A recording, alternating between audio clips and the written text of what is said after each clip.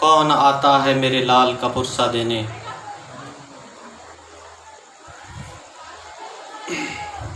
میں باحثیت بانی مجلس عشرہ محرم الحرام چند گزارشات انہوں دے بعد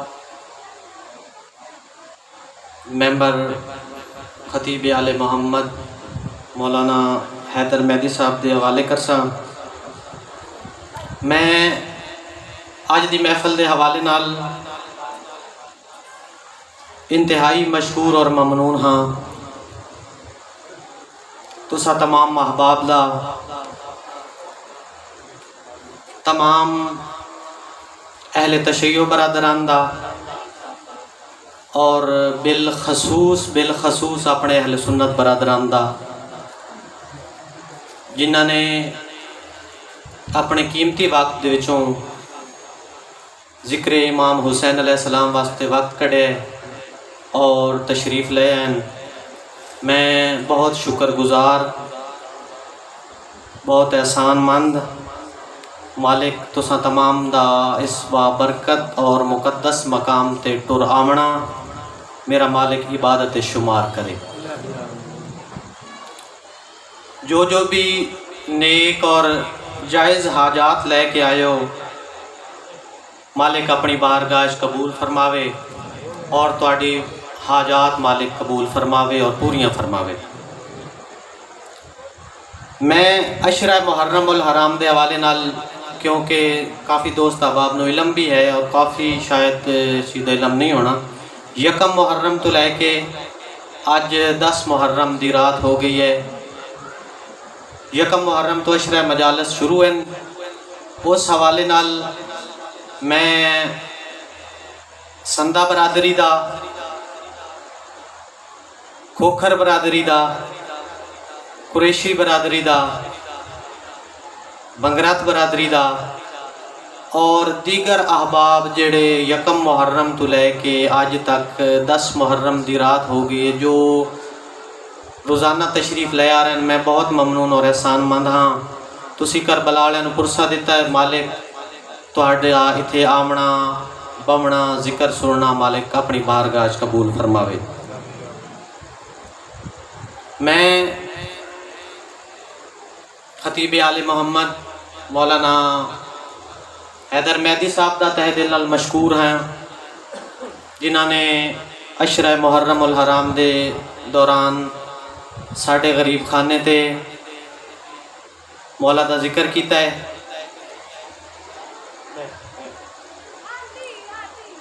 ذاکر اہل بیت نوید حسنین گل صاحب انہاں دا انتہائی مشکور اور ممنون ہاں۔ مالک انہاں دا اے عبادت ساڈے کول جو بھی ذکر اذکار ہوئے مولا دا مشن ہے اس حاضری نو مالک قبول و مقبول فرماویں۔ میں ویسے تو ہر شخص اس محفل دے وچ آون والا میرے واسطے مہمان خاص ہے، کوئی بھی فرد نہ سمجھے کہ فلاں مہمان خاص ہیں اور فلاں مہمان عام ہیں۔ میرے واسطے چھوٹا جہا بچہ، جوان، بوڑھا، جو بھی شخص اس محفل دے وچ آئے وہ میرے واسطے مہمان خاص ہے۔ میں انتہائی مشکور اور ممنون میرے بھائی سیدزادہ قبلہ تطہیر عاشق گیلانی صاحب دا انتہائی مشکور ہاں۔ انہوں نے اپنے قیمتی ٹائم وچوں وقت نکال کے ذکر امام حسین تشریف لائن، میں بہت شکر گزار ہاں قبلہ شاہ صاحب دا۔ اس تو علاوہ جو بھی اہل سنت برادران، کیونکہ فردن نام لینا مشکل ہے، ٹائم دی تھوڑی قلت ہے، میں تو سا تمام دا بار بار ممنون اور شکر گزار ہاں۔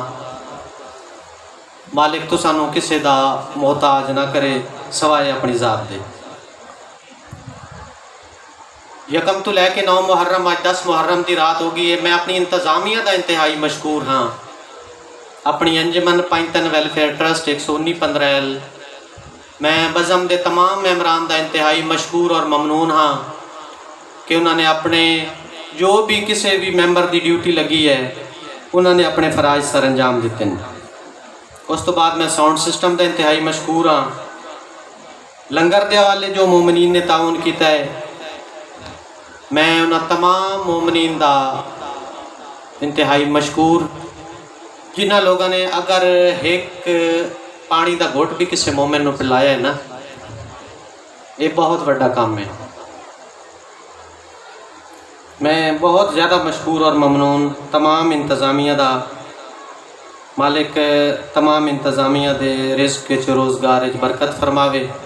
اور میں قبلہ شاہ صاحب، میں محترم جناب مولانا حیدر مہدی صاحب نو دعوت دیساں، وہ اپنے خوبصورت انداز دے وچ ذکر محمد والے محمد کرسن اور شہادت مولا غازی عباس پڑھسن، اور انہاں دے بعد ذاکر اہل بیت نوید حسنین گل وہ پڑھسن شہادت امام حسین علیہ السلام، اور انہاں دے بعد ملک دے مشہور اور معروف نوا خان جناب کامران حیدر وہ تشریف لے سن۔ تمام حاضرین نو گزارش ہے کہ محفل سن کے جاسو۔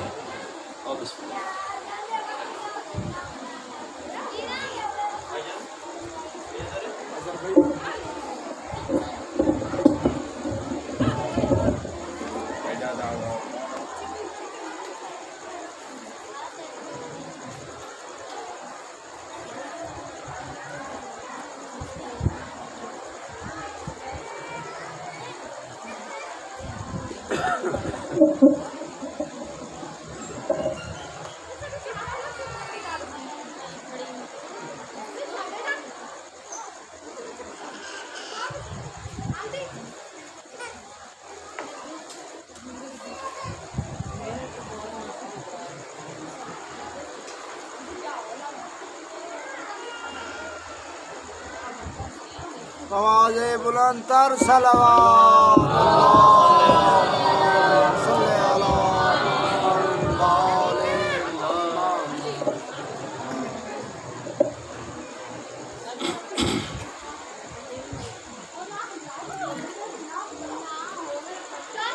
اعوذ باللہ من الشیطان الرجیم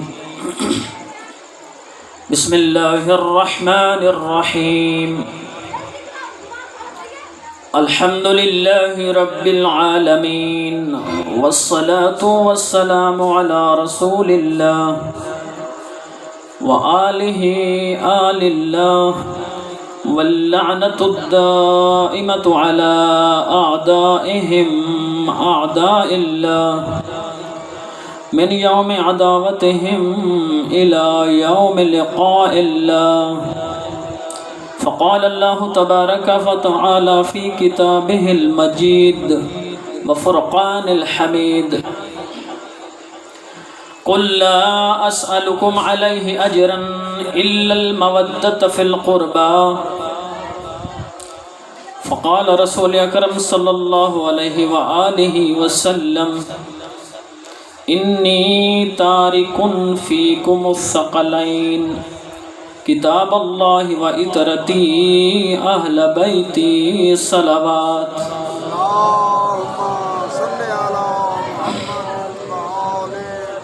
السلام علیکم ورحمۃ اللہ۔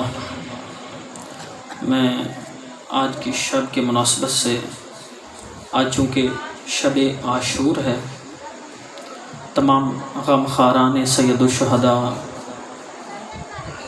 عزاداران سید الشہداء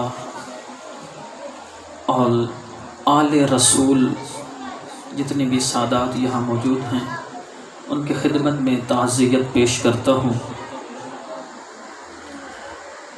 خداوند تبارک و تعالی ہم سب کی یہ حاضری اور یہ عزاداری اپنی بارگاہ میں قبول و منظور فرمائے۔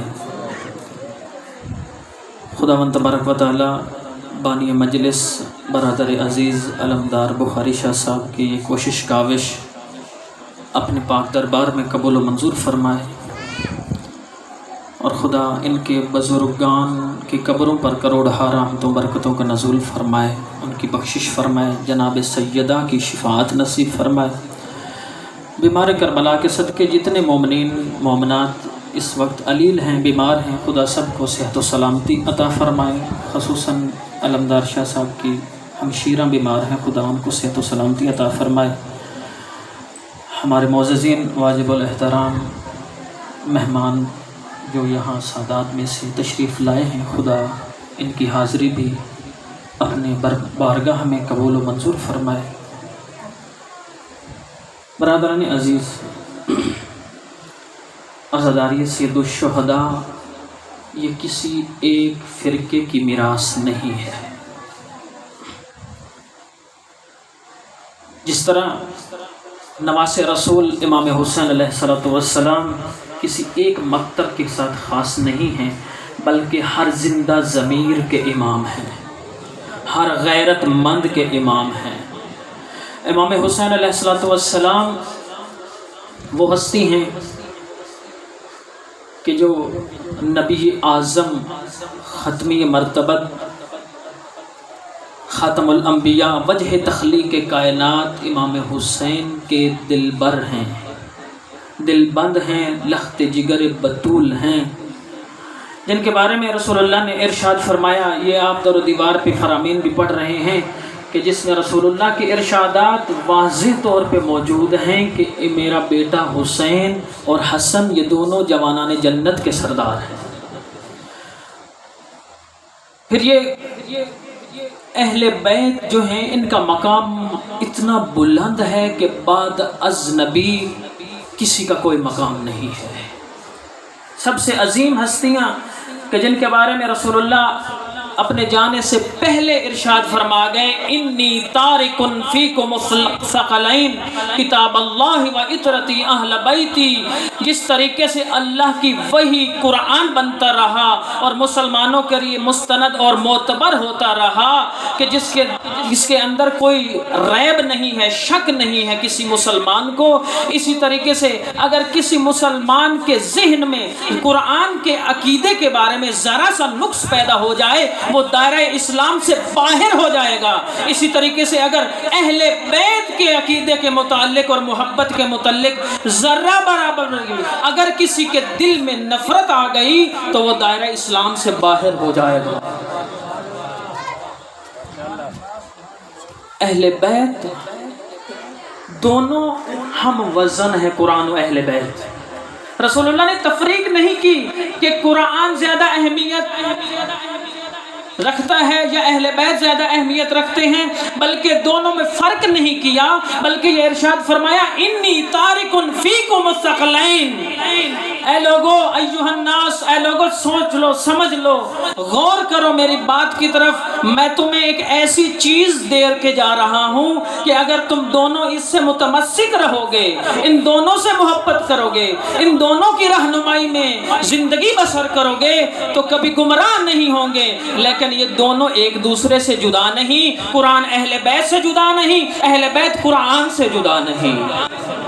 نعرہ تکبیر، اللہ اکبر، نعرہ رسالت، یا رسول اللہ۔ نعرہ حیدری۔ برادران، جس طرح قرآن کسی مذہب اور مسلک کا نہیں ہے، تمام مسلمانوں کے لیے ہے، بلکہ انسانیت کی ہدایت کا نصاب ہے۔ قرآن انسانوں کی ہدایت کا نصاب ہے۔ پھر رسول اکرم صلی اللہ علیہ وآلہ وسلم سب سے بڑے اس کائنات کے معلم ہیں۔ توجہ کر رہے ہیں؟ هو الذی بعث فی الامیین رسولا منہم یتلو علیہم آیاتہ ویزکیہم ویعلمہم الکتاب والحکمہ وان کانوا من قبل لفی ضلال مبین۔ هو الذی بعث، یہ وہ رسول ہے جس کو ہم نے مبعوث کیا ہے، تیار کیا ہے، اس کو بھڑکایا ہے، اس کو اکسایا ہے۔ کس لیے؟ کس کے اندر بھیجا ہے؟ تیار کر کے رسول اللہ کو امیین کے اندر بھیجا ہے، ان پڑھوں کے اندر بھیجا ہے، کچھ نہ جاننے والوں کے درمیان بھیجا ہے۔ کیوں بھیجا ہے؟ هو الذی بعث فی الامیین رسولا منہم یتلو علیہم آیاتہ۔ یہ لوگوں کے اوپر کیا کرتا ہے؟ تلاوت آیات کرتا ہے، قرآن کی تلاوت کرتا ہے۔ وَيُزَكِّيهِمْ، اور لوگوں کا تزکیہ کرتا ہے، لوگوں کو پاک کرتا ہے، لوگوں کو نفوس کو پاک کرتا ہے، لوگوں کی فکر کو پاک کرتا ہے، لوگوں کے ذہنوں کو پاک کرتا ہے، لوگوں کے عقیدوں کو پاک کرتا ہے۔ لوگ جو جاہلیت کی زندگی بسر کر رہے ہیں، اس جہالت کے اندھیرے سے نکال کر یہ رسول ہدایت کی روشنی میں لے کے آتا ہے۔ وَيُعَلِّمُهُمُ الْكِتَابَ وَالْحِكْمَةَ، اور کتاب و حکمت کی تعلیم دیتا ہے۔ یوں ہم یہ کہیں کہ جس طریقے سے اللہ نے رسول اللہ کی ذمہ داری یہ لگائی کہ جو وحی آئے یہ میرے بندوں تک پہنچا دو، یہ تمہاری رسالت ہے، یہ تمہاری ذمہ داری ہے، لوگوں تک یہ میرا پیغام پہنچا دو تاکہ لوگ میری معرفت پیدا کریں، لوگ میرے راستے سے آگاہ ہو جائیں اور اپنی زندگیوں کو اس نصاب قرآن کے ذریعے بسر کریں، اپنی زندگیوں کو منظم کریں، کسی پر ظلم نہ کریں، کسی کے ساتھ بد اخلاقی نہ کریں، کسی کا ظلم اور کسی کے اوپر ظلم و ستم نہ ڈھائیں۔ اس لیے اللہ نے قرآن کو، اور یہ رسول اللہ نے بڑی ایمانداری، ذمہ داری اور اپنی معصوم زبان سے جس طریقے سے قرآن نازل ہوتا رہا میرا رسول امت تک پہنچاتا رہا۔ جس طریقے سے قرآن کو پہنچایا، گویا میں نے جب مکتب اہل بیت کا مطالعہ کیا اور قرآن کو پڑھا تو مجھے یوں لگا کہ جس طریقے سے قرآن کی ذمہ داری رسول اللہ کے ذمہ تھی کہ قرآن کا علم لوگوں تک پہنچانا ہے، اسی طریقے سے گویا یوں لگتا ہے کہ رسول اللہ کی ذمہ داری یہ بھی تھی کہ اپنی اہل بیت کی بھی معرفت ساتھ ساتھ کرواتا رہے۔ اللہ اکبر۔ اس لیے تو دیکھیں کہ رسول اعظم جب لوگوں کو خطبہ دے رہے ہوتے تھے مسجد نبوی کے اندر یا جہاں کہیں بھی لوگوں کی ہدایت کر رہے ہوتے تھے، جناب فاطمہ الزہرا بچپن میں ہوتی، اگر بابا کے پاس آتی رسول اللہ ان کے احترام میں کھڑے ہو کر آگے بڑھ کر احترام سے ان کا استقبال کرتے۔ شاہ جی جناب سیدہ کا احترام دیکھیں کہ رسول اللہ اپنی مسند سے اٹھتے ہیں، اپنے ممبر سے اٹھتے ہیں اور جناب سیدہ بچپنے میں ہیں، اور جناب سیدہ کے احترام میں میرے رسول وجہ تخلیق کائنات نبی جن کی محبت میں اللہ نے پوری کائنات کو خلق کیا اور یہ کہا کہ اے محبوب اگر میں تجھے خلق نہ کرتا میں پوری دنیا ہی خلق نہ کرتا۔ تو لہذا دیکھیں کہ جب بی بی آتی ہیں رسول اعظم کھڑے ہو جاتے ہیں، احترام میں کھڑے ہو جاتے ہیں۔ احترام میں صرف کھڑے نہیں ہوتے، شیعہ سنی دونوں روایات متفقن علیہ مجلس میں پڑھ رہا ہوں، روایات اس میں کوئی تفریق نہیں، تمام علماء نے یہ لکھا ہے کہ رسول اللہ اپنے ممبر سے کھڑے ہوتے، جناب سیدہ کے احترام میں استقبال کے لیے چند قدم آگے جاتے، اپنی لخت جگر کو اٹھاتے، اپنے ممبر پہ اپنی جگہ پہ بٹھاتے اور لوگوں کو بتا رہے ہوتے تھے چونکہ سیدہ کا مقام یہ ہے۔ پھر یہ بھی فرمایا، اپنی امت کو یہ بتایا کہ اے لوگو یہ فاطمہ میری وہ بیٹی ہے، یعنی یہ عام بیٹی نہیں ہے، اس کے بارے میں چونکہ اللہ نے قرآن میں ارشاد فرمایا نا کہ یہ میرا وہ نبی ہے، یہ میرا وہ رسول ہے جو میری وحی کے بغیر نطق نہیں کرتا، بات نہیں کرتا، جب تک وحی نہ آ جائے یہ رسول کوئی کام نہیں کرتا۔ یعنی ہر کام جو بھی رسول اللہ نے سیرت کے ذریعے، کردار کے ذریعے، عمل کے ذریعے کیا یہ وحی کے مطابق کیا، اللہ کے حکم کے مطابق کیا۔ لیکن چونکہ یہاں سے یہ سمجھ آتی ہے کہ گویا اللہ کا حکم تھا یا رسول اللہ اے میرے محبوب بے شک میں تجھ سے بڑی محبت کرتا ہوں، تو میرا بڑا پیارا محبوب ہے، لیکن میری کنیز زہرا آ رہی ہے، اس کے احترام میں تو بھی کھڑا ہو جا۔ نعرہ تکبیر، اللہ اکبر، نعرہ بلند آواز سے نعرہ لگا، نعرہ حیدری۔ برادران عزیز، اس محفل میں، اس مجلس حسین میں شرما کر آپ نہ بیٹھا کریں، بولا کریں، یہ زبانیں پاک ہوتی ہیں۔ میں پہلے عرض کر چکا ہوں کانوں کے گناہ معاف ہوتے ہیں، اور جس جگہ آپ بیٹھتے ہیں اس مجلس میں ملائکہ کا نزول ہوتا ہے۔ یہ مجلس عام محفل نہیں ہے، یہ مجلس عام مجلس نہیں ہے، یہ امام حسین کی مجلس ہے، آل رسول کی مجلس ہے، جناب سیدہ کے اولاد کی مجلس ہے۔ تو برادران جناب سیدہ کی یہ شان، پھر امام صادق علیہ السلام، اللہم صلی علی محمد و آل محمد، ہمارے چھٹے امام ارشاد فرماتے ہیں ان جدتنا فاطمۃ الزہرا بحر العلم والکمال، ہماری جدہ فاطمۃ الزہرا علم اور کمال کا سمندر ہے، بے کرم سمندر ہے۔ پھر امیر المومنین جو ان کے کف بنے، چونکہ روایات میں ہے، کہا گیا ہے کہ اگر علی نہ ہوتے اس پوری کائنات میں جناب سیدہ کا کف نہ ہوتا۔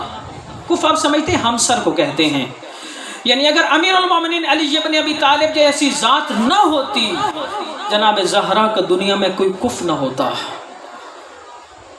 تو آپ دیکھیں کہ ان کی تاریخ میں دیکھیں کہ جب امیر کائنات پیدا ہوئے ہیں تو جناب فاطمہ بنت اسد مکہ جاتی ہیں، اور جب وہ حالات جو بچہ جننے سے پہلے ہوتے ہیں وہ رونما ہوتے ہیں، تو گویا اللہ کی طرف سے حکم آ جاتا ہے، کعبہ کی دیوار شق ہوتی ہے اور جناب فاطمہ بنت اسد اس کعبہ کے اندر داخل ہوتی ہیں۔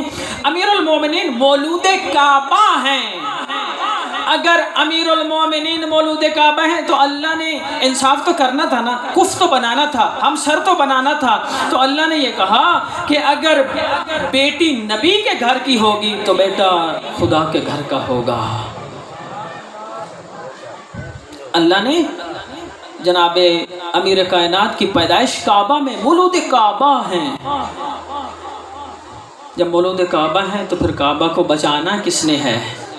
جب سارے تلاوتیں کرتے رہیں، کعبہ کے اندر عبادتیں کرتے رہیں، کعبہ کا طواف کرتے رہیں، لیکن یزید جیسا حاکم برسر اقتدار آ جائے اور اس کعبہ کی حرمت کو پایمال کرنا شروع کر دے، تو پھر کوئی صحابی نہیں اٹھا، کوئی قاری قرآن نہیں اٹھا، کوئی حافظ قرآن نہیں اٹھا، وارث قرآن اٹھا اور کعبہ کی حرمت کو بچایا۔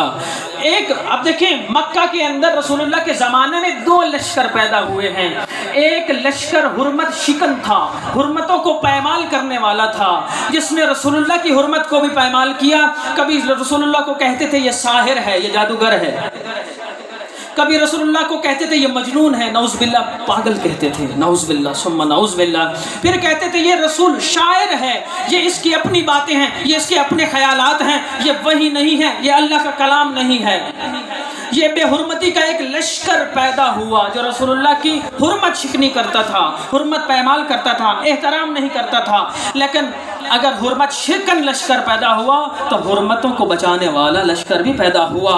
وہ کون تھا جس نے سب سے پہلے رسول اللہ کا احترام کیا؟ وہ احترام کرنے والی ہستی کا نام امیر المومنین کے والد امجد حضرت ابو طالب ہیں، کہ آج تک کسی کو یہ سمجھ نہیں آ سکی، آج مسلمان الجھا ہوا ہے کہ نبی کا چاچا علی کا بابا ایمان لایا تھا یا نہیں لایا تھا۔ اللہ اکبر۔ میں نے پہلی مجلس میں، چونکہ افراد نئے ہیں تو میں اپنی مجلس تمام عشرے کا ایک خلاصہ بھی پیش کر رہا ہوں تاکہ پورے عشرے کا ایک مواد، ایک لباب آپ سب تک پہنچ جائے۔ برادران عزیز، میں نے پہلے قرآن سے مثال دی آپ کو اسی عشرے کے اندر کہ حضرت موسیٰ علیہ السلام جب بچپنے میں تھے، اللہ کی طرف سے وحی ہوئی موسیٰ کو کہ اے موسیٰ کی ماں، موسیٰ کو اس دریا میں ڈال دے، ایک دن آئے گا میں تمہیں اس سے ضرور ملواؤں گا۔ اور موسیٰ نے چونکہ اعلان کیا ہوا تھا کہ ایک بچہ ایسا آئے گا جو تیرا تختہ پلٹ دے گا، یہ سارے بچوں کو ذبح کروا دیتا تھا، عورتوں کو زندہ رکھتا تھا، بچیوں کو زندہ رکھتا تھا، بچوں کو ذبح کروا دیتا تھا۔ یہ قرآن کے اندر آیت موجود ہے برادران، یذبحون ابناءکم ویستحیون نساءکم۔ جب حضرت موسیٰ اس بہتے ہوئے دریا کے اندر جاتے ہیں تو فرعون کی بیوی اس بچے کو پکڑتی ہے اور لے جاتی ہے، اس کی تربیت کا اہتمام کرتی ہے اور کہتی ہے کہ اس کو ہم نے پالنا ہے، چونکہ اللہ کی حکمت سے اس بچے کو اللہ نے اسی گھر میں رکھنا تھا فرعون کے، تاکہ فرعون کا ہی یہ خود کایا پلٹ دے، اور کایا پلٹا۔ اب دیکھیں کہ فوراً حضرت موسیٰ نے کسی عورت کا دودھ نہیں پیا۔ اب دیکھیں کہ حضرت موسیٰ کی ماں، اس کا مطلب ہے کہ یکتا پرست تھی، نبی جس کے گھر میں آئے وہ کافر نہیں ہو سکتا، نعوذ باللہ۔ بھائی اللہ نے ان کو پاک ارحام میں بھیجا ہے، پاکیزہ بنا کر بھیجا ہے، معصوم بھیجا ہے۔ نہ جانے لوگوں کی عقلوں کو کیا ہو گیا ہے، مجھے تو سمجھ نہیں آتی کہ جناب موسیٰ علیہ السلام جب کسی عورت کا دودھ نہیں پی رہے، بچپنا ہے، نبی ہے نا، پھر جناب موسیٰ کی بہن آتی ہیں، ان کو بتاتی ہیں کہ ایک عورت ہے جس کا دودھ ہے، اگر آپ چاہیں تو میں آپ کو بتاتی ہوں۔ وہ عورت، اس کو بلایا گیا، وہ در حقیقت حضرت موسیٰ کی ماں تھی۔ جو ہی حضرت موسیٰ کی ماں آئی، لیکن فرعون کو اور اس فرعون کی بیوی کو معلوم نہیں کہ یہ ام موسیٰ ہے۔ بھائی توجہ ہے، سب کی توجہ، آپ کی توجہ کا طلبگاروں، صلوات پڑھے محمد وآل محمد پر، اللہم صلی علی محمد وآل محمد۔ حضرت موسیٰ کسی کافرہ کا دودھ نہیں پی رہے، اپنی ماں کا دودھ پیا۔ اللہ نے اپنا وعدہ پورا کیا۔ جب موسیٰ کسی عورت کا دودھ نہیں پی رہا جو کافرہ ہے، تو خاتم انبیاء وہ کسی کافر کے گھر میں پرورش کیسے پا سکتے ہیں؟ اللہ اکبر۔ جناب ابو طالب سے بڑا مسلمان کون ہو سکتا ہے، جس کے گھر میں نبوت بھی پلی ہو، امامت بھی پلی ہو؟ نبی و علی ابو طالب نے پالے ہیں۔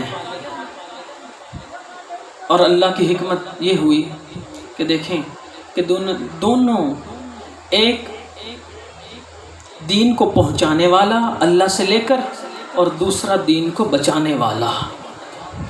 امیر المومنین کی ذات وہ ذات ہیں کہ میں نے پہلے روایات پڑھی ہیں کہ فرماتے ہیں کہ میں رسول اللہ کے ساتھ ایسا رہتا تھا جیسے اونٹنی کا بچہ اپنی ماں کے ساتھ جڑ کے رہتا ہے۔ پھر رسول اللہ مجھے ایسے علم دیتے تھے رسول اللہ کہ جیسے کبوتر کے بچے کو کبوتر کی ماں غذا دیتی ہے، آپ سب نے دیکھا ہوگا۔ پھر یہ فرمایا کہ علم کے 10 حصے ہیں، 9 حصے علی ابن ابی طالب کے پاس ہیں۔ یہ روایت زیادہ اہل سنت کی کتب میں موجود ہے برادران۔ علم کے 10 حصے، 9 حصے اللہ نے علی کو دیے، 1 حصہ پوری کائنات میں بانٹا۔ 9 حصے اگر علی کے پاس ہیں تو پھر ارشاد فرمایا علی عالم الناس، علی اس امت کا سب سے بڑا عالم ہے، علی اس امت کا سب سے بڑا عالم ہے، اور رسول اللہ اس امت کے سب سے بڑے معلم ہیں۔ اس کا بیٹا حسین ہے، جس کے بابا علی ہیں، علی مرتضیٰ ہیں، شیر خدا ہیں۔ مسلمان کہتے ہیں علی کرم اللہ وجہہ، کہتے ہیں نا، ہمارے برادران زیادہ کہتے ہیں، رضی اللہ زیادہ تر نہیں لکھتے، لیکن زیادہ تر کرم اللہ وجہہ ہماری نصاب کی کتابوں میں یہ لکھا ہوا ہے۔ جب پوچھا گیا کہ بھائی یہ کرم اللہ وجہہ کا معنی کیا ہے، تو کہنے لگے کرم اللہ وجہہ کا معنی یہ ہے کہ جس کے چہرے پر اللہ کا کرم ہو۔ اب پوچھا گیا کہ اللہ کا کرم کس چہرے پہ ہوتا ہے، کہا گیا کہ اسلام کی رسالت یعنی پیغام اسلام پہنچانے سے پہلے، یعنی رسول اللہ کا دین اسلام کا اعلان کرنے سے پہلے جس شخص کی پیشانی کبھی کسی بت کے سامنے نہ جھکی ہو، اس چہرے پر اللہ کا کرم ہوتا ہے، اور وہ شخصیت علی ابن ابی طالب ہیں، جن کو علی کرم اللہ وجہہ کہا جاتا ہے۔ تو یہاں سے یہ پتہ چلا اگر جس کی پیشانی اسلام پھیلانے سے پہلے، پیغام اسلام سے پہلے کسی بت کے سامنے نہ جھکی ہو، وہی تو اہل بیت ہیں، وہی تو آل رسول ہیں۔ اہل بیت علیہ السلام کے بارے میں اب دیکھیں، ایک مرتبہ رسالت میں آپ صلی اللہ علیہ وآلہ وسلم بیمار ہوئے، تو مسلمانوں کے پہلے خلیفہ حضرت ابو بکر ان کی عیادت کے لیے تشریف لے آئے۔ توجہ ہے نا آپ سب کی؟ آپ کی توجہ ہے تو ایک صلوات پڑھے محمد وآل محمد۔ اللہم صلی علی محمد وآل محمد۔ رسول اللہ بیمار ہیں، حضرت ابو بکر تشریف لائے عیادت کے لیے۔ امیر کائنات علی ابن ابی طالب جناب محمد مصطفیٰ کے سرہانے دائیں طرف بیٹھے ہیں، بائیں طرف زوجہ رسول حضرت عائشہ بیٹھی ہیں، جناب ابو بکر صدیق تشریف لاتے ہیں، عیادت احوال پرسی کرتے ہیں، سلام کرتے ہیں، احوال پرسی کرتے ہیں، مزاج پوچھتے ہیں، طبیعت کا حال پوچھتے ہیں اور بیٹھتے ہیں۔ جب تشریف فرما ہوتے ہیں تو حضرت کی نگاہ علی کے چہرے کی طرف ہوتی ہے۔ بھائی توجہ ہے آپ کی؟ آپ میرا ساتھ نہیں دے رہے، شاید آپ کو بات سمجھ میں نہیں آ رہی۔ تو برادران، جناب حضرت ابوبکر کی نگاہ کس طرف ہے؟ امیر المومنین علی ابن ابی طالب کے چہرے کی طرف ہے۔ اب حضرت عائشہ دیکھ رہی ہیں کہ میرے بابا مسلسل علی کے چہرے کی طرف دیکھتے جا رہے ہیں، تو رہ نہ سکی، پوچھا بابا آپ عیادت تو رسالت مآب کے لیے آئے ہیں، احوال تو پوچھنے آئے ہیں رسول اللہ کے، لیکن دیکھ رہے ہیں علی کے چہرے کی طرف، تو کہنے لگے اے میری بیٹی کیا تو نے رسول کی زبانی سنا نہیں؟ علی کے چہرے کی طرف دیکھنا عبادت ہے۔ نعرہ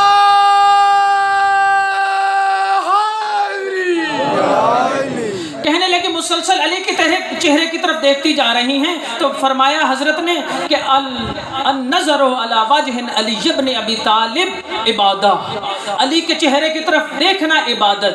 تو پھر کہا بیٹی اگر تو نے مجھے یہ فرمان سنا دیا تو ایک فرمان علی کے بارے میں بھی سنا دوں۔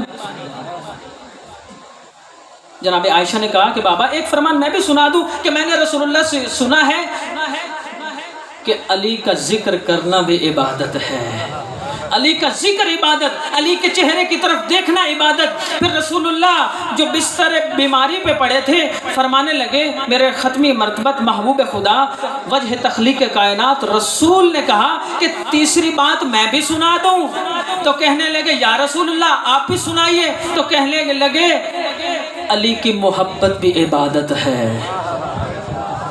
علی کی محبت بھی دل میں رکھنا عبادت ہے، علی کو دیکھنا عبادت، علی کا ذکر عبادت، علی کی محبت عبادت۔ تو پھر اللہ کا فرمان بھی سنیں گے۔ اللہ نے کیا ارشاد فرمایا؟ جو خالق کائنات ہے، جو رب کائنات ہے، جو مالک کائنات ہے، سب کو رزق روٹی دینے والا ہے، سب کو مارنے والا ہے، سب کو زندہ کرنے والا ہے۔ کوئی توجہ ہے آپ کی؟ نعرہ تکبیر، اللہ اکبر، نعرہ رسالت، یا رسول اللہ، نعرہ حیدری۔ یا علی۔ قرآن میں اللہ نے کہا ہے نا کہ میں ہی مارتا ہوں، میں ہی زندہ کرتا ہوں، میں ہی خلق کرتا ہوں، میں ہی زندگی دیتا ہوں، میں چاہوں تو بچپن میں مار دوں، میں چاہوں تو جوانی میں لے لوں، میں چاہوں تو بڑھاپے میں لے لوں۔ اللہ فرما رہا ہے کہ حدیث قدسی ہے، رسول اللہ کی زبانی اللہ نے ارشاد فرمایا کہ چلو میرا پیغام بھی لوگوں تک پہنچا دو کہ اگر پوری مخلوق، سارے لوگ جو میری مخلوق ہیں، بندگان خدا ہیں، اگر علی کی محبت میں جمع ہو جاتے میں جہنم کو خلق ہی نہ کرتا۔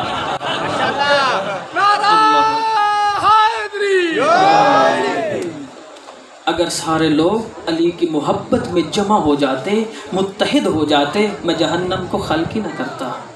علی کی محبت در حقیقت دیکھیں اللہ کے فرمان سے، نبی کے پیغام سے یہی لگتا ہے کہ در حقیقت جہنم اور جنت علی کی محبت میں ہے۔ اگر علی سے محبت کرو گے تو جنت جاؤ گے، علی سے بغض رکھو گے تو جہنم جاؤ گے، کیونکہ رسول اللہ نے خود ارشاد فرمایا، میں عربی پڑھ دیتا ہوں، یا علی انتا، یا علی انت قسیم النار والجنہ، اے علی تو جنت اور جہنم کا تقسیم کرنے والا ہے۔ کسی شخص نے کہا کیسے یا رسول اللہ؟ کہا اگر کسی مومن کو پوری دنیا دے دو، اگر کسی مومن کو کہو نا پوری دنیا دیتا ہوں اور علی کی محبت چھوڑ دو تو بھی مومن علی سے بغض نہیں رکھے گا۔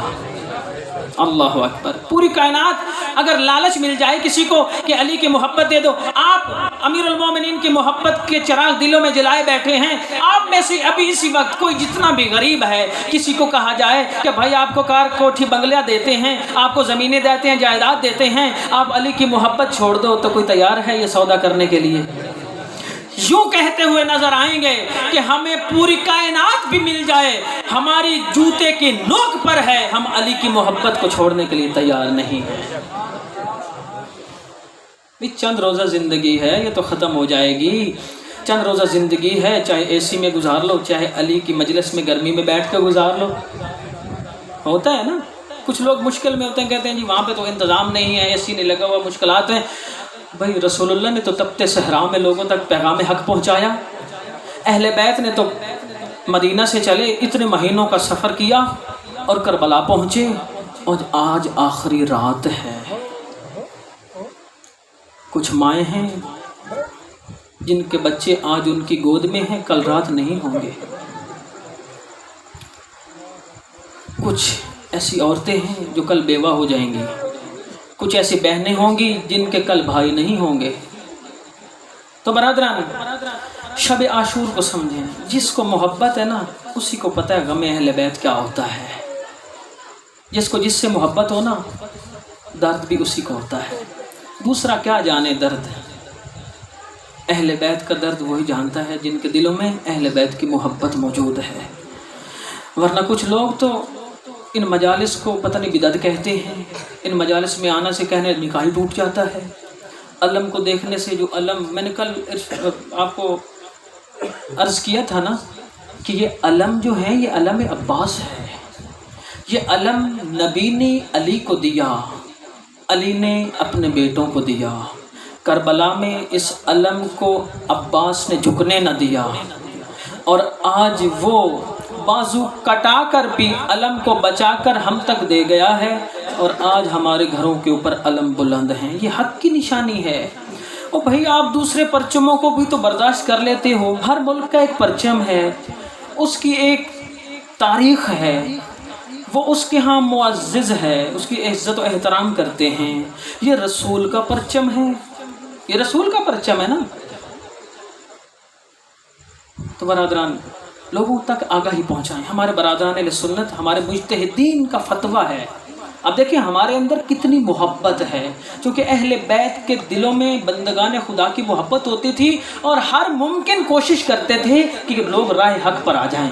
دیکھیں امام حسین سب کچھ قربان کروا کے نہ بھی، ابھی تھوڑی سن لیں پیغام کربلا کیا ہے۔ امام حسین جب سے مدینے سے چلے تھے نا، کوئی ایسا شخص نہیں تھا جو امام سے ملا ہو یا جس سے امام کا ملنا ممکن ہو، ہر ایک کو حق کا پیغام پہنچایا۔ اور کچھ لوگوں تک مکتوب شکل میں امام حسین نے خط لکھ کر لوگوں کو اپنا پیغام پہنچایا کہ اے امت رسول، اے میری نانا کی امت، تم جانتی ہو کہ میرا مقام تو کیا ہے، اور دشمنان کیا کرنا چاہتے ہیں، یزید کیا کرنا چاہتا ہے، حرمت شکنی کرنا چاہتا ہے، دین کو برباد کرنا چاہتا ہے، دین کے اندر خرافات ایجاد کرنا چاہتا ہے، دین کے اندر بدعات ایجاد کرنا چاہتا ہے، اللہ کے حلال کو حرام کرنا چاہتا ہے، حرام کو حلال کرنا چاہتا ہے۔ تو میں وارث دین ہوں، میں دین کو بچانے کے لیے اگر کوئی بھی نہیں آئے گا تو میں اپنے بچوں کو لے کر نکل رہا ہوں۔ اپنے بچوں کو لے کے نکلے ہیں یا نہیں نکلے؟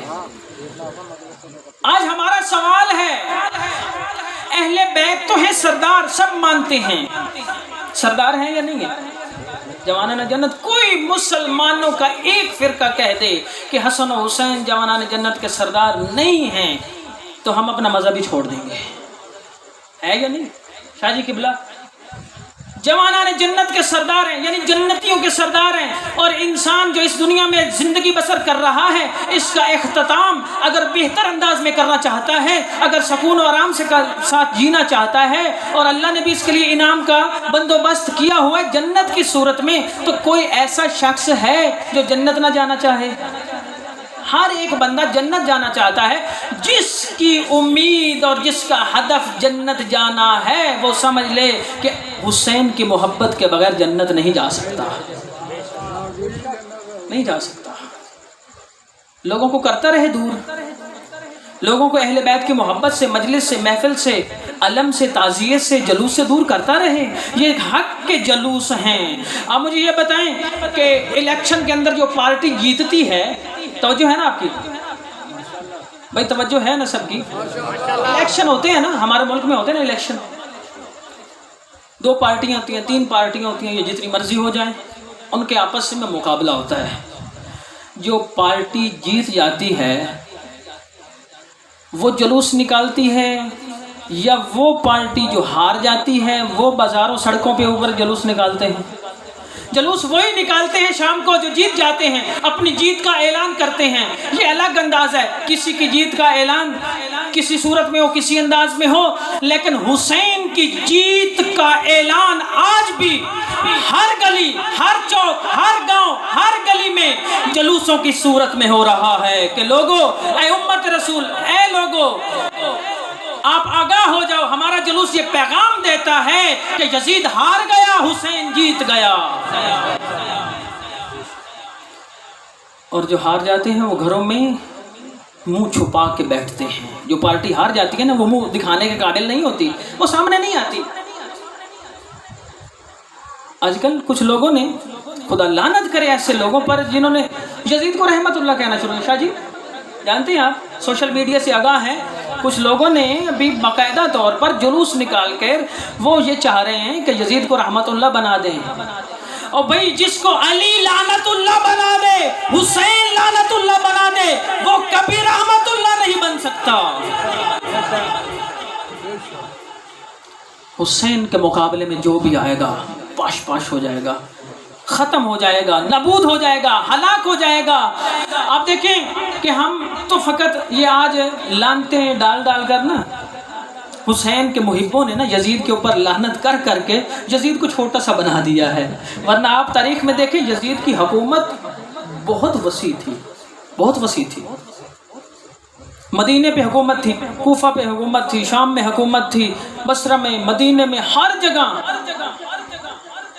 اور آپ دیکھیں ابو العلا مودودی کا پہلے بھی میں نے نظریہ بیان کیا، جب انہوں نے کہا، کسی نے سوال کیا ابو العلا مودودی سے، جماعت اسلامی کے بانی ہیں آپ جانتے ہیں سارے. جب قبلہ شاہ جی ان سے سوال کیا گیا، ابو العلا مودودی حضرت سے سوال ہوا کہ حضرت جی یہ بتائیں کہ جب سارے صحابہ نے یزید کی بیعت کی تو حسین نے کیوں نہ کی؟ جب سارے صحابیوں نے بیعت کر لی یزید کی تو حسین نے کیوں نہ کی؟ اس نے کہا عقل کے اندھو پہلے مجھے اپنے اس سوال کا جواب دو، جب نواسہ رسول نے بیعت نہیں کی صحابیوں کو بیعت کرنے کا کیا جواز تھا؟ حرمت کو پامال کرنے والا لشکر اور حرمت تقدس کو بچانے والے دو لشکر تھے، مکہ سے پیدا ہوئے. ابو طالب احترام کرنے والا، جناب خدیجہ احترام کرنے والی، علی مرتضیٰ احترام کرنے والے، رسول کا احترام بچانے والے، حرمت شکنی نہ کر دینے والے.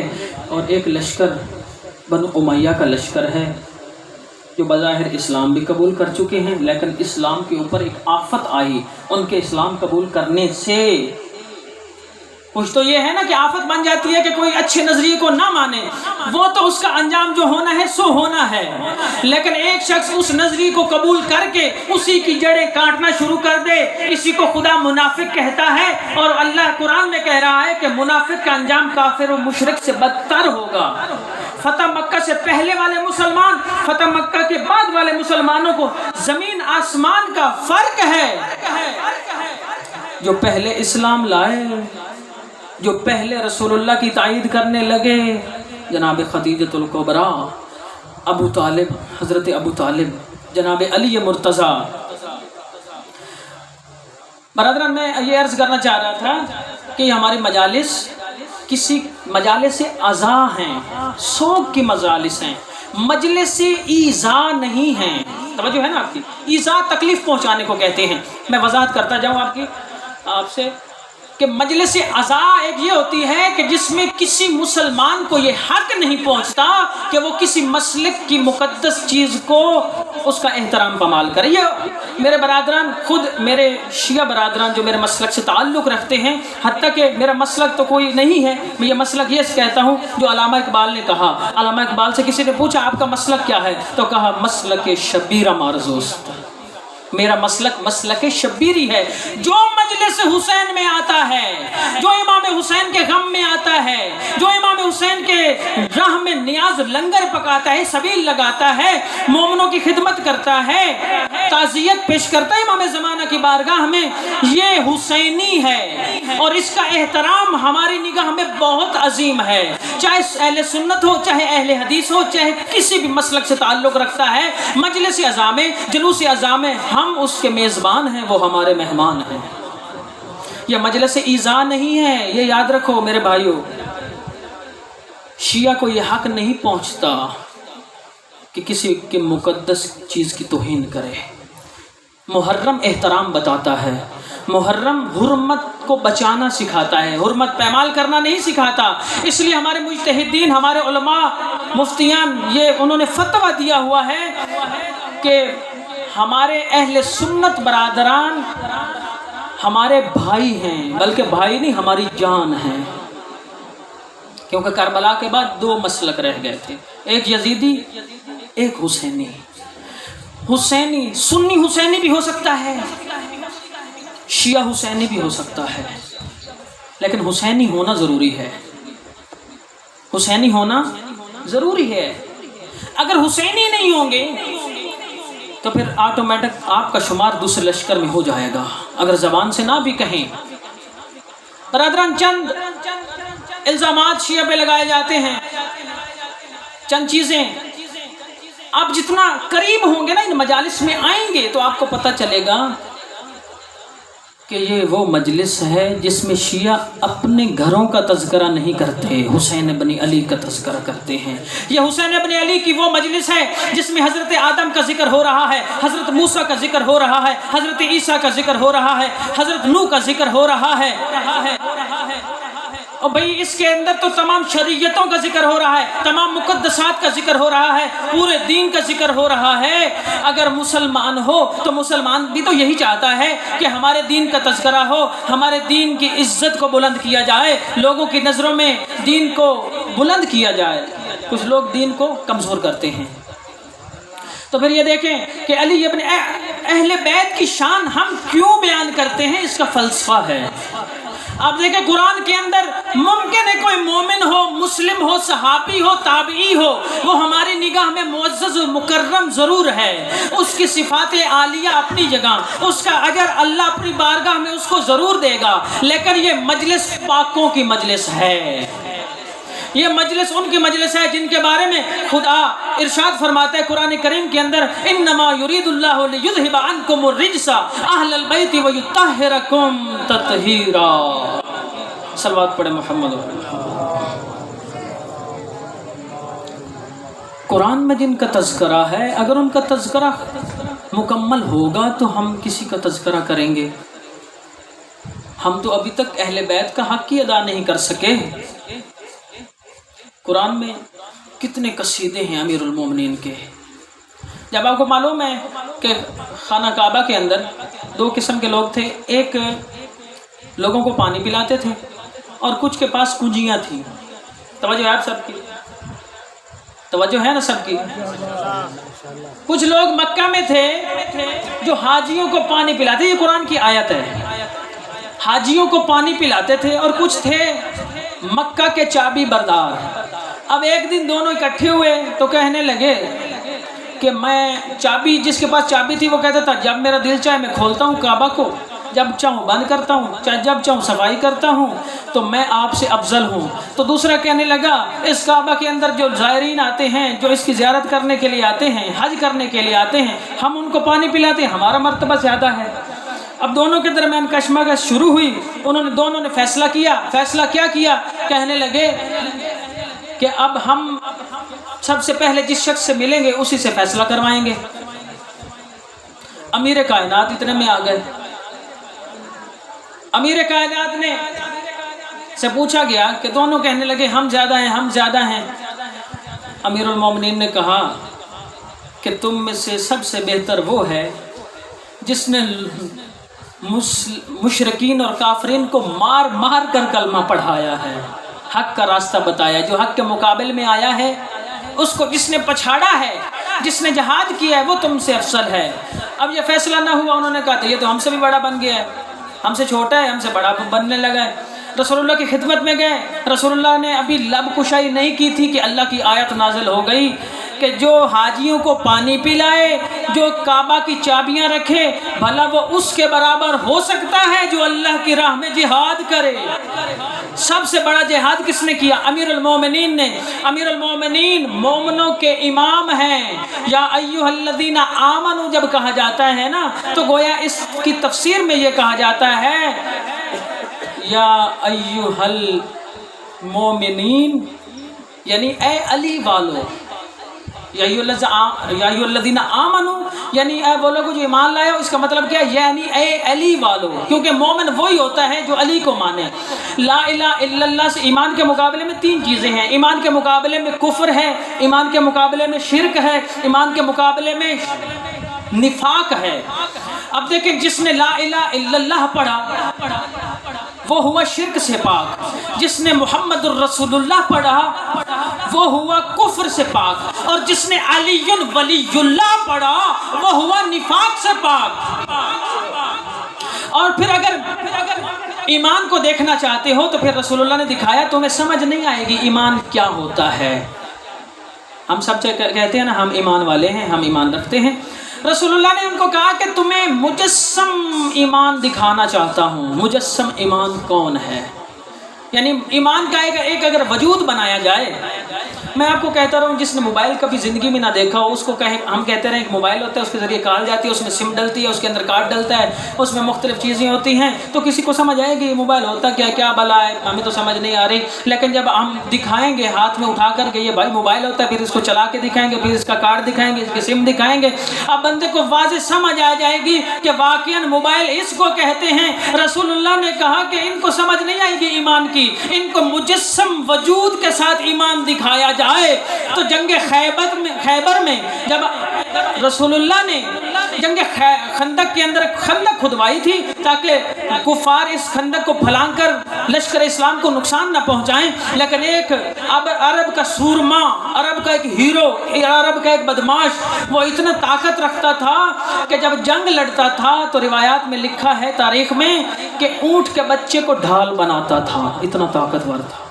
اونٹ کا بچہ بڑا وزنی ہوتا ہے، چھوٹا سا ہوتا ہے، آپ پریشان ہو گئے ہیں، دیکھا ہوا نا سب نے، اتنا سورما تھا، اتنا طاقتور تھا عامر ابن عبد ود کہ جب جنگ کرتا تھا نا تو اونٹ کے بچے کو ڈھال کے طور پہ استعمال کرتا تھا۔ ڈھال کسے کہتے ہیں؟ ڈھال ایک ہوتی ہے تلوار جنگجو کے ہاتھ میں، ایک ڈھال ہوتی ہے جس کے ذریعے دشمن کا وار روکتا ہے، وہ ایسا شخص تھا۔ اب جو یہ وہ خندق پھلانگ کے آیا نا تو کہنے لگا یا محمد، اے محمد، گستاخی سے بولنے لگا، اے محمد میرے مقابلے میں تیرے پاس کوئی ایسا دلیر ہے اس کو بھیج، میں جنت پہنچا دوں۔ کیونکہ مسلمانوں کا نظریہ ہے نا کہ جو اللہ کی راہ میں شہید ہو جائے وہ مرتا نہیں، جنت میں جاتا ہے۔ اس نے گستاخی کی، یا محمد تیرے پاس کوئی ایسا جنگجو دلیر ہے جو میرے مقابلے میں بھیج، میں اس کو جنت پہنچا دوں۔ رسول اللہ نے کہا، لشکر اسلام کو بلند آواز سے کہا، کوئی ہے اس کتے کی زبان بند کرنے والا؟ تاریخ میں لکھا ہے سارے لشکر اسلام کے سروں کے اوپر ایسے لگتا ہے جیسے پرندے بیٹھ گئے ہوں کہ سر ہلائیں گے تو پرندے اڑ جائیں گے۔ تو برادران تاریخ میں لکھا پڑا ہے، متفقن علیہ جنگ میں لکھا ہوا ہے کہ لشکر اسلام سے کوئی نہ اٹھا۔ جب پہلی دفعہ کہا کوئی نہ اٹھا علی کے علاوہ، جب دوسری مرتبہ کہا تو کوئی نہ اٹھا علی کے علاوہ، جب تیسری مرتبہ تو کوئی نہ اٹھا علی کے علاوہ۔ اب علی کو نبی نے بھیجا کہ جاؤ اس کتے کی زبان بند کرو۔ امیر المومنین جب اس کے مقابلے میں گئے تو یہ کہنے لگا یہ تو میرے ساتھ جنگ کرے گا، یعنی اپنے آپ کو بڑا پہلوان سمجھتا تھا۔ امیر المومنین درمیانے قد کے تھے تو اس کو پتہ نہیں تھا کہ یہ شیر خدا ہے، یہ حیدر کرار ہے۔ جب امیر المومنین نے کہا نا، جب رجز پڑھتے تھے تو کہتے تھے سمتنی امی حیدرہ، میری ماں نے میرا نام حیدر رکھا ہے۔ یہ نہ سمجھا کہ یہ کون ہے، لیکن کہنے لگا کہ تو میرا مقابلہ کرے گا۔ مولا علی نے کہا ایک دفعہ مقابلہ کر کے دیکھ۔ جب مقابلہ ہوا،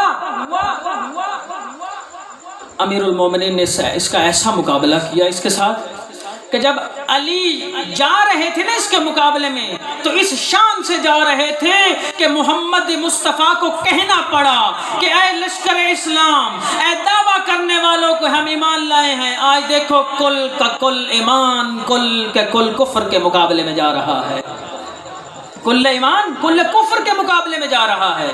آج دیکھ لو مجسم ایمان کسے کہتے ہیں، مجسم مومن کس کو کہتے ہیں؟ علی امیر المومنین ہے کہ جس کی پیشانی کبھی کسی بت کے سامنے نہیں جھکی، کہ جس کے سامنے کبھی کوئی سورما پہلوان، کوئی بدماش، کوئی دشمن دین ٹک نہ سکا، جس کی گردنیں علی نے مروڑی، اسلام کو بچایا وہ علی ہے، جو اسلام کی ابتدا میں بھی تھا، جو اسلام کے دفاع میں بھی تھا، جو اسلام کی بقا میں بھی تھا، جو اسلام کے ابلاغ میں بھی تھا اور اسلام کی بقا میں بھی ہے۔ علی وہ ہے جو اسلام کی بقا میں بھی شامل ہے۔ بقا کیسے شامل ہے؟ امیر المومنین تو شہید ہو گئے، لیکن آج تک اولاد علی اسلام کی بقا کی ضامن ہے۔ آج تک اسلام کی بقا کے لیے آل رسول موجود ہے۔ جب تک آل رسول ہیں کسی کافر مشرک منافق کی جرأت نہیں کہ وہ اسلام کی طرف ٹیڑھی آنکھ سے دیکھ سکے۔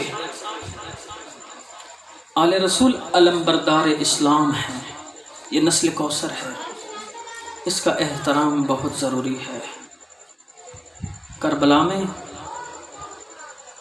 بہت سارے لوگ کہتے ہیں نا، جب میں دیکھتا ہوں نا کچھ لوگ بڑے اپنے آپ کو عالم کہہ دیتے ہیں لیکن عالم کہلانے کے لائق نہیں ہیں، بڑے بڑے اسلام کے فتویٰ بیان کرتے ہیں، جب آل رسول کا وقت آتا ہے تو ان کی زبانیں گنگ ہو جاتی ہیں۔ خدا سلامت کرے، میرے علاقے کے ہی ہیں مولانا طارق جمیل صاحب، انہوں نے قسم کھا لی ہے کہ میں نے ہر محفل میں اہل بیت کا ذکر کرنا ہے، اور کہتا ہے سلام ہو اس پر، اس بندے پہ، کہتا ہے کہ میں چاہتا ہوں کہ اہل بیت کا میراثی بن جاؤں، اہل بیت کا میراثی بن جاؤں۔ میراثی کسے کہتے ہیں؟ وارث کو بھی میراثی کہا جاتا ہے۔ میرے بھائی، دین کسی کی بے حرمتی نہیں سکھاتا، کسی کی کوئی قوم اونچی نیچی نہیں ہے۔ کبھی نہیں یہ نہ سوچا کریں کہ یہ قوم بڑھیا ہے، یہ ودیا ہے، یہ گھٹیا ہے۔ دین کی نگاہ میں سارے انسان برابر ہیں سوائے اس کے جو متقی اور پرہیزگار ہے۔ اسلام اس کو اپنے نزدیک کریم کہتا ہے، اس کی عزت و اکرام کا قائل ہے جو اسلام کے احترام کا قائل ہو۔ اگر کوئی بڑی قوم رکھتا ہے نا تو کہتا ہے میں بڑا ہوں، لیکن اسلام کا احترام نہیں کرتا، دین کی نگاہ میں پست ہے۔ امام حسین نے دین کو بچایا، دین کو بچانے کے لیے بہت قربانیاں دیں۔ یہ شب عاشور ہے، میں چند مصائب کے تذکرے اس حوالے سے کروں گا۔ آج کی رات امام حسین نے مہلت مانگی تھی، 9 محرم کو جنگ شروع کرنا چاہتے تھے یزید کا لشکر، تو امام حسین نے جناب ابوالفضل العباس کو بھیجا کہ بھیا جاؤ، میرے بھائی عباس جاؤ، دشمن کو کہو کہ علی کو اللہ سے بڑی محبت، نبی امام حسین کو محبت بہت ہے خدا سے، آج رات میں عبادت کرنا چاہتا ہوں، اللہ سے راز و نیاز کرنا چاہتا ہوں، آج کی رات مہلت مانگو، کل جنگ کریں گے۔ مہلت ملی، امام حسین نے اس رات کو 3 حصوں میں تقسیم کیا، ایک حصہ اپنے گھر والوں کو دیا، ایک حصہ اللہ کی راہ میں راز و نیاز میں گزارا، عبادت میں، تیسرا حصہ اپنے اعوان و انصار کو دیا۔ آپ نے اپنے حصے کا لنگر یہاں سے لے کے جانا ہے، آج کی رات اپنی خالی جھولی لے کے نہ اٹھیں، اپنا دل خلوص کے ساتھ، آج بہت بڑی رات ہے، بہت مصیبتوں والی رات ہے آج بھی۔ تاریخ میں لکھا ہے، لشکر یزید میں بیٹھا ہوا ایک راوی یہ روایت نقل کرتا ہے کہ خیام حسینی سے شب عاشور آج کی رات اللہ سے راز و نیاز کی ایسی آوازیں آ رہی تھیں یا رب کی، کہ جیسے شہد کے چھتے سے مکھیوں کی بن بناہٹ کی آواز آتی ہے۔ یا رب کی صدائیں بلند تھی۔ ہر ماں اپنے بچے کو تیار کر رہی تھی اور کہہ رہی تھی کہ بیٹا کل حسین کے اوپر قربان ہو جانا، مجھے حسین کے سامنے کل قیامت کے دن زہرا کے سامنے شرمندہ نہ کرنا، ایسا نہ ہو کہ حسین شہید ہو جائیں اور تم زندہ رہ جاؤ، ہم زہرا کو کیا منہ دکھائیں گے۔ قربان جائیں ان ماؤں پر کہ جنہوں نے اس رات کو اپنے بچے کو یہ درس دیا کہ گردن کٹا دینی ہے، گردن جھکانی نہیں ہے، حسین پر قربان ہو جانا ہے۔ شب عاشور جب اپنے گھر والوں کو وقت دیا نا امام حسین نے، تو جناب سید سجاد بیماری کے عالم میں ہیں، امام حسین بیمار امام کو وصیتیں کر رہے ہیں، امامت کی وصیتیں فرما رہے ہیں۔ جب وصیتیں کرنے لگے نا تو بتایا بیٹا میں کل شہید ہو جاؤں گا، اس کے بعد تیری امامت کا دور ہوگا۔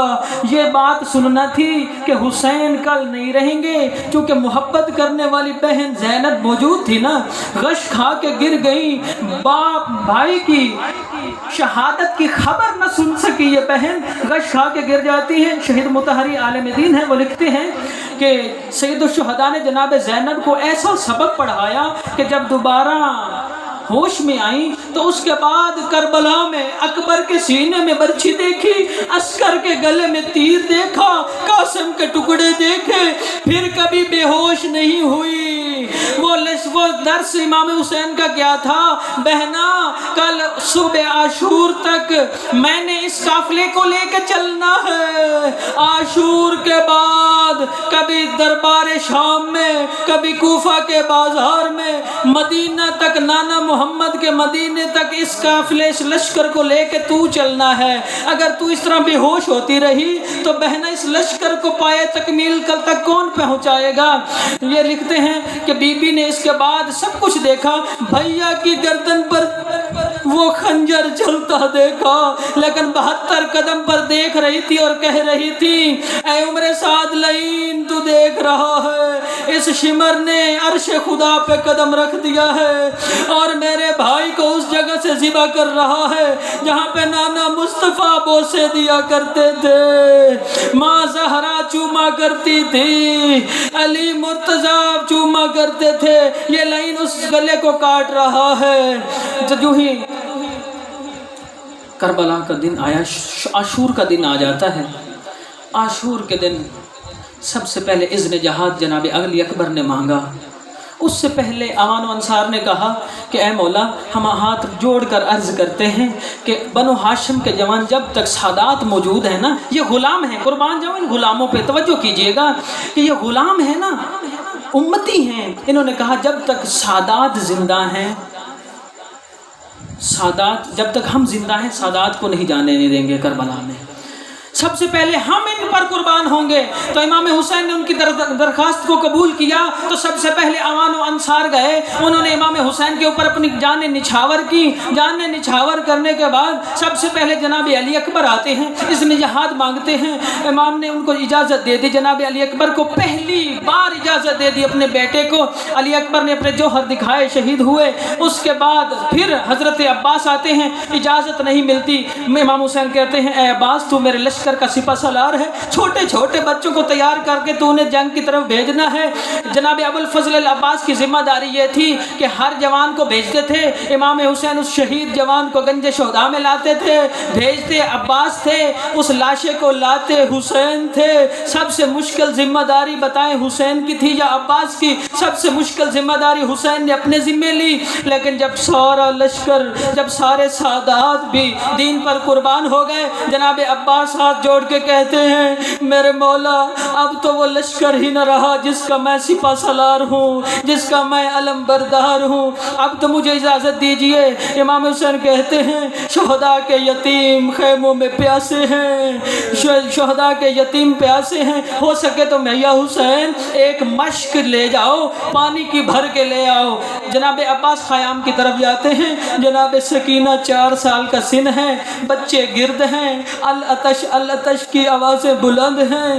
جناب سکینہ ہر مشق کو اٹھاتی ہیں، اس کو دیکھتی ہیں پانی نہیں ملتا، دوسری مشق کو اٹھاتی ہیں، الٹا کرتی ہیں، پانی نہیں ملتا، ایک خیمے سے دوسرے خیمے، دوسرے سے تیسرے خیمے، جب پانی نہیں ملتا نا آزادارو، اس وقت جناب عباس یہ حالت دیکھ کر آنسو بہانا شروع کر دیتے ہیں۔ بچوں کی حالت دیکھی نہیں جاتی، جلدی سے ایک ٹوٹا ہوا نیزہ، ایک خشک مشکیزہ جناب عباس اٹھاتے ہیں، لشکر یزید کی طرف گھوڑے پہ بیٹھ کے جاتے ہیں، ان کی صفوں کو ایسے چیرتے ہیں یہ لعین بھاگ کے جاتے ہیں، دور ہو جاتے ہیں۔ جناب عباس نے پہرا چھڑایا نہر فرات کا، نہر فرات میں گھوڑا اتارا، اس چلو بھرا، چلو میں پانی میں اپنی تصویر دیکھی، کہا عباس تو بے شک بہت پیاسا ہے لیکن تیرا مولا حسین تجھ سے بھی زیادہ پیاسا ہے، حسین کے بچے تجھ سے زیادہ پیاسے ہیں۔ اس چلو کو انڈھیل دیتے ہیں، مشک بھرتے ہیں۔ میں قربان جاؤں، آج کہتے ہیں لوگ گھوڑے کا احترام کیوں کرتے ہو، گھوڑے نے بھی پانی نہیں پیا۔ امام حضرت عباس خیمے کے طرف گھوڑا دوڑاتے ہیں، مشک بھری ہوئی ہے، عمر سعد لعین کہتا ہے کہ جلدی کرو۔ عباس پانی نہ پہنچانے پائے خیموں کی طرف. اگر علی کے بیٹوں نے پانی پی لیا تو جب پانی پی لیا تمہاری شکست یقینی ہو جائے گی. ان لائنوں نے تیر برسانا شروع کی ہے، ان لائنوں نے تلواروں کے وار کرنا شروع کی ہے. ایک لائن دائیں سے آیا، عباس کا دائیں بازو کا لم کیا، عباس نے مشکیزہ دوسرے ہاتھ میں تھاما. یہ لائن چھپ کے آتا ہے، دوسرے بازو پہ وار کرتا ہے، دوسرا بازو کٹ جاتا ہے. حضرت عباس نے مشکیزے کا تسمہ منہ میں لیا اور گھوڑے کو ایڑ لگائی. اب ایک لائن کہتا ہے یہ علی کا بیٹا ہے، اگرچہ اس کے بازو نہیں ہیں، یہ پانی لے جانے میں کامیاب ہو جائے گا. جلدی کرو، عباس کو چھوڑو، مشکیزے کا نشانہ لو. ایک لائن نے کمان میں تیر لگایا، مشکیزے کا نشانہ بنایا. مشکیزے میں تیر کا لگنا تھا، عزادارو پانی بہہ گیا، سکینہ کی آس بہہ گئی، یتیموں کی پیاس بہہ گئی. اب جناب ابوالفضل العباس نے دیکھا میں کس منہ سے یتیم حسین کی طرف سکینہ کی طرف جاؤں گا، ان یتیموں کی طرف جاؤں گا. اب گھوڑے کو واپس پلٹاتے ہیں. لیکن ایمانداری سے بتائیے گا کہ جنگجو تو وہ جنگ کر سکتا ہے جس کے ہاتھ میں تلوار ہو، جس کے بازو سلامت ہوں. عباس کے بازو نہ تھے. واپس آتے ہیں، جنگ کر رہے ہیں. ان لائنوں نے دیکھا، انہوں نے چاروں طرف سے عباس کو گھیرا. جب گھیرا، اب ایک لائن نے گرز حضرت عباس کے سر اقدس میں ایسا مارا کہ عباس زین سے زمین پر آئے. عباس کا زین سے زمین پر آنا تھا کہ کہا الیہ الیہ یا مولا، میرے بھائی حسین جلدی آؤ، تیرا بھائی زین سے زمین پر آ گیا. الا لعنت اللہ علی القوم الظالمین. فَسَيَعْلَمُ الَّذِينَ أَيَّ مَنْقَلَبٍ يَنْقَلِبُونَ. پروردگار محمد و آل محمد کے صدقے، اس مصائب آل محمد کے صدقے اور جتنے فضائل بھی پڑھے ان کے صدقے میں پروردگار تمام مومنین کی نیک جائز دلی حاجات پوری فرما. پروردگار تمام مومنین کی محافظت فرما. تمام شیعہ سنی کے اندر اتحاد و وحدت، پیار، محبت، الفت و احترام قائم فرما.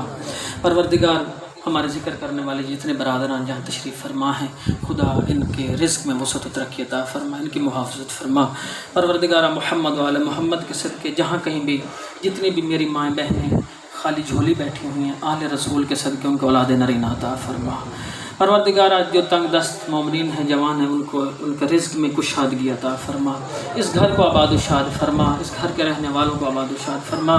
اور جتنے معزز مہمان سادات ہمارے ہاں تشریف لائیں، پروردگار اس مجلس میں ان کی نیک جائز دلی حاجات پوری فرما. پروردگار اس سادات کو امت کی سربراہی کرنے کی توفیق عطا فرما. پروردگارہ اور امت کو سادات کا احترام کرنے کی توفیق عطا فرما. اللہم صلی علی محمد و آل محمد. ما شاء اللہ لا حول ولا قوة الا باللہ العلی العظیم.